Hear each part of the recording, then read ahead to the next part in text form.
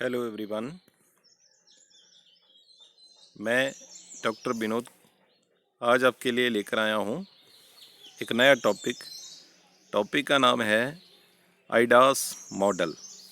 आईडास model इन personal management.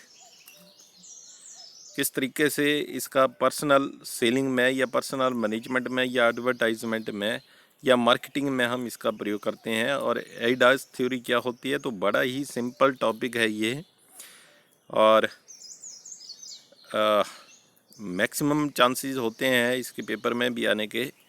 सो आईडास theory के बारे में हमने आज डिटेल में इसको पढ़ना है। सो आईडास थ्योरी कब से आई है, किसने शुरू की और क्या इसका रोल रहता है, तो इसको वन बाई वन करके जो है वहाँ आज इसको हम डिस्कस करते हैं। सबसे पहले है इसका हिस्ट्री क्या है आईडास थ्योरी की। तो आईडास थ्योरी, ये जो आईडास मॉडल है ये डेवलप किया गया है एक अमेरिकन स्पेशलिस्ट है मार्केटिंग का, एल्मो लेविस। इसने 1898 में इसको जो है वो शुरू किया था आईडास थ्योरी को। उसने इसका प्रतिपादन किया था एल्मो लेविस ने 1898 में। और उस समय इसका नाम रखा गया था आईडा, AIDA। और आजकल इसका नाम जो है आईडास है। इसके आईडा के साथ S भी शामिल कर दिया गया है। उस समय जो आईडा था वो आईडा की जो फुल फॉर्म है वो किस तरीके से इसमें ली जाती थी। तो सबसे पहले जो इसका A आता है, फर्स्ट वर्ड जो इसका A है, A फॉर अटेंशन। I का मतलब इसमें लिया गया है, I का मतलब होता है इंटरेस्ट, D का मतलब होता है डिज़ायर और A का मतलब होता है एक्शन। तो 1898 में जब इसका प्रतिपादन किया गया था तो उस समय इसको आईडा के नाम से जाना जाता था। और आईडा का मतलब होता था attention, interest, desire and action. परंतु जैसे जैसे समय बीतता गया कुछ चेंजेस आती गई और जैसे जैसे ये चेंजेस आती गई इस आईडा थ्योरी के साथ में एक और वर्ड जो है वो जुड़ गया, साथ में एक S शब्द और भी लग गया। S का मतलब होता है सेटिस्फेक्शन। सो ये हमने केवल 5 इसके जो एब्रीविएशन है AIDAS की, इसके बारे में ही थोड़ा सा पढ़ना है और इतना ही इसमें ये थ्योरी है इसकी सारी आईडास की। तो इसमें टोटल 5 बातें हम डिस्कस करेंगे। एक अटेंशन, दूसरा इंटरेस्ट, तीसरा डिज़ायर, चौथा एक्शन और पांचवा सेटिस्फेक्शन। इन पांचों का प्रयोग किया जाता है जनरली पर्सनल सेलिंग में। और पर्सनल सेलिंग के साथ साथ में हम इसका जब 1898 की अगर बात करें, जब एल्मो लेविस ने इसका प्रतिपादन किया था तो उस समय उन्होंने इसका प्रयोग किया था एडवर्टाइजमेंट में। एक मार्केटिंग एजेंसी, मार्केटिंग स्पेशलिस्ट था, ये अमेरिकन मार्केटिंग स्पेशलिस्ट था और उसने ये एडवर्टाइजमेंट के ऊपर इसका प्रयोग किया था। तो एडवर्टाइजमेंट को हम किस तरीके से जो है वो यूज करें उसके लिए उन्होंने ये 4 बातें दी थी, attention, interest, desire and action. परंतु उसका एडवर्टाइजमेंट के साथ साथ में अगर मार्केटिंग में भी अगर हम इसे देखें तो मार्केटिंग में भी हम इसका प्रयोग करते हैं, मैक्सिमम क्षेत्रों में इसका प्रयोग करते हैं। और मार्केटिंग का ही एक पार्ट आता है बीच में पर्सनल सेलिंग।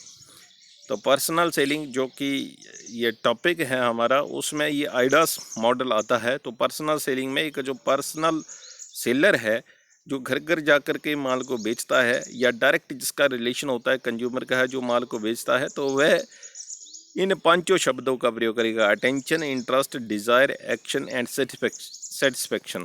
तो करते हैं इसके बारे में अब आगे। सबसे पहला आता है इसमें अटेंशन। अटेंशन क्या होती है? सो अटेंशन का मतलब होता है अवेयरनेस, अवेयर करना या किसी को अपनी बात सुनाना या उससे एक तरीके का उसका ध्यान अपनी ओर आकर्षित करना। अटेंशन, ये it is the first step of AIDA's model is to consider how to attract the attention of the consumer. किस तरीके से आप कंज्यूमर की अटेंशन को अपनी ओर आकर्षित करते हैं, तो ये फर्स्ट स्टेप होता है। और फर्स्ट स्टेप को फर्स्ट इम्प्रेशन भी कहा जाता है कि आपका फर्स्ट इम्प्रेशन अच्छा जाना चाहिए। अटेंशन आपकी, व्यक्ति अगर एक बार आपकी ओर आकर्षित हो गया तो आप फिर उसको कोई ना कोई माल बेच करके ही जाओगे। तो ये बड़ा इम्पोर्टेंट होता है। तो जैसे हम देखते हैं जो घर घर जा कर के माल बेचते हैं, तो वो जैसे कई बार गलियों में या रास्ते में कई बार आवाज़ लगाते हैं कि वो ये सामान बेच रहे हैं, तो उससे अटेंशन ग्रैब होती है। व्यक्ति जो कस्टमर जो है वो उसको सुनाई देनी चाहिए वो आवाज़, ताकि वो आपकी ओर आकर्षित हो जाए, आपको बुलाए वो। और आपको एक बार अगर बुला लिया जाता है तो फिर आपके ऊपर फिर नेक्स्ट जो भी यहाँ पर इंटरेस्ट है, डिज़ायर है, एक्शन है और सेटिस्फेक्शन है, वो बातें फिर बाद में आपने लागू करनी होती है। तो आपको सबसे पहले कस्टमर की अटेंशन ग्रैब करनी है, उसको अपनी ओर आकर्षित करना, उसका ध्यान अपनी ओर लाना है।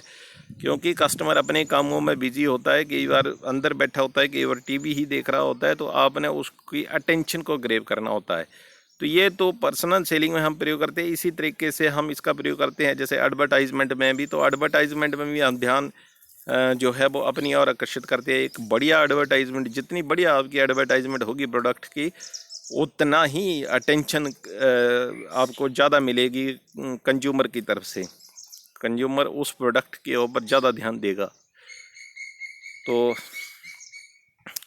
इसमें जैसे आगे दे रखा है कि cell person should attract the prospect to his presentation before he actually goes into the detail of the same। कहता है कि डिटेल में माल को बताने से पहले उसको कंज्यूमर की जो है वो अटेंशन ग्रैब करनी चाहिए, उसका ध्यान, कंज्यूमर का ध्यान अपनी ओर आकर्षित कर लेना चाहिए, प्रोडक्ट की ओर आकर्षित कर लेना चाहिए कि वो ये बेच रहा है और वह आपकी बात को सुने और आपको बुलाए। तो ये इतना काम करना है। जब आपको बुला लेगा तब आपने वो सारी की सारी उस प्रोडक्ट की प्रेजेंटेशन तो देनी है, परंतु प्रेजेंटेशन को देने से पहले, presentation before he actually goes into the detail, वो देने से, प्रेजेंटेशन को देने से पहले वो सारी की सारी उनकी जो है वो ध्यान अपनी ओर आकर्षित कर लेगा। और इसी तरीके से है आगे इसी में दे रखा है drawing the prospects attention is important for discounting him from other assignment and involving him in the presentation both physically and mentally so as to gain maximum from the sales in meeting। कहता है कि एक बार जब आपकी और वो उसका ध्यान अगर आकर्षित हो जाता है तो फिर आप उसको जो है वो सारे का सारा सामान भी बेच सकते हैं और उसको बता भी सकते हैं, उसके साथ मीटिंग भी कर सकते हैं, मैक्सिमम उसका ध्यान आप अपनी ओर आकर्षित कर सकते हैं। परंतु एक बार वो फिजिकली भी और मेंटली भी आपकी बात को सुनने को तैयार हो, तो ये आपने पहले उसको अवेयर करना है, उसका इंटरेस्ट जो है वो जगाना है उस प्रोडक्ट के प्रति। दूसरी बात आती है अब इंटरेस्ट की। अटेंशन जब ग्रैब हो जाती है, एक बार मान लो आपने अटेंशन ग्रैब कर ली, अटेंशन का मतलब होता है जैसे हम बमंडरिंग देते हैं ये एडवर्टाइजमेंट में, किस तरीके से कई बार एडवर्टाइजमेंट आती है, प्रोडक्ट आपके लिए हम लेकर आ रहे हैं, ये प्रोडक्ट, ये सुपर निर्मा। तो जब इस तरीके की बात करते हैं तो कंज्यूमर एक बार तो ज़रूर देखता है उस एडवर्टाइजमेंट को कि क्या इसमें नई बात क्या आई है, क्या ये कैसा प्रोडक्ट है, ये दूसरों से किस तरीके से डिफरेंट है। तो एक बार जब उसने अटेंशन ग्रैब कर ली, देन उस एडवर्टाइजमेंट को वो देखेगा, सुनेगा, बार बार समझेगा, उसी कुछ ना कुछ उसमें बात मिलेगी। देन ये आपका फिर सेकंड स्टेप शुरू होता है इंटरेस्ट का। The second function of the AIDA's model is to generate the interest in the product. ये सेकंड स्टेप है आइडाज थ्योरी का कि इंटरेस्ट क्रिएट करना है। जब एक बार आप उसको ये अटेंशन उसकी जब ग्रैब कर लेते हो, तो अटेंशन को ग्रैब करने के बाद दूसरा स्टेप आता है उसमें इंटरेस्ट क्रिएट करना। After gaining customer attention the focus is then directed to the product. आपने प्रोडक्ट की और उसका ध्यान ले जाना। तो जब प्रोडक्ट की और आपने उसको ध्यान लेकर के जाना है, तो इसके लिए आप करोगे क्या, किस तरीके से उसका ध्यान लेकर के जाओगे। तो इसके लिए कह रखा है, ये एक लाइन इसमें दे रखी है, ये वाली, ये लाइन जो दे रखी है, ये पूरी लाइन, ये a popular way of doing this by telling a story और ए जोक और ए पंच लाइन। आप उनका ध्यान आकर्षित करने के बाद, अटेंशन ग्रेव करने के बाद, उनमें जब आपने प्रोडक्ट के लिए इंटरेस्ट आपने जगाना है, तो इंटरेस्ट को जगाने के लिए आप अपनी बात को रखने से पहले कोई एक उसकी शुरुआत जो है वो किसी एक स्टोरी से कर दें, किसी जोक से कर दें, किसी एक पंच लाइन से कर दें, ताकि इंटरेस्ट उसका बन जाए फिर। और जब ये हो गया तो ये बड़ा ही इम्पोर्टेंट होता है इंटरेस्ट क्रिएट करना, क्योंकि interest is generally the hardest and part होता है। ये क्रिएटिंग इंटरेस्ट को क्रिएट करना जो है वो बड़ा हार्डेस्ट पार्ट होता है आपके लिए। बड़ा ज़रूरी होता है कि वो उस माल में अपना इंटरेस्ट भी दिखाए। तो make sure that the advertising information is broken up and easy to read with the interesting subheading and illustration। कहता है तो इंटरेस्ट क्रिएट करने के लिए आपने ये कुछ स्टोरी भी सुना सकते हैं उनको, जोक का भी प्रयोग कर सकते हैं, पंच लाइन का प्रयोग कर सकते हैं, या फिर आप कोई ऐसी एडवर्टाइजमेंट कर सकते हैं उस प्रोडक्ट की कि उसका इंटरेस्ट जो है वो आपकी ओर आकर्षित हो जाए। आपकी ओर का मतलब है आपके प्रोडक्ट की ओर आकर्षित हो जाए, और इसके लिए आप एडवर्टाइजमेंट का भी प्रयोग कर सकते हो। तो ऐसी एडवर्टाइजमेंट करनी है जो इजी हो, इजी टू रीड हो, और सब हेडिंग उसके बड़े इजी हों, क्लियर कट हों, और उसमें इलिस्ट्रेशन वगैरह भी दे रखे हों ताकि वो आसानी से समझे जा सके। तो जब आपका ये काम भी हो जाता है, आप उसमें इंटरेस्ट पैदा कर देते हैं, सारी की सारी बातों को बता देते हैं ये प्रोडक्ट के बारे में, देन उसके बाद जो नेक्स्ट स्टेप आता है आपका वो होता है डिज़ायर। डिज़ायर में एक कस्टमर का जब आप इंटरेस्ट क्रिएट कर लेते हो तो अब उसका माइंड सेट जो है वो आपने चेंज करना है। I like it to I want it.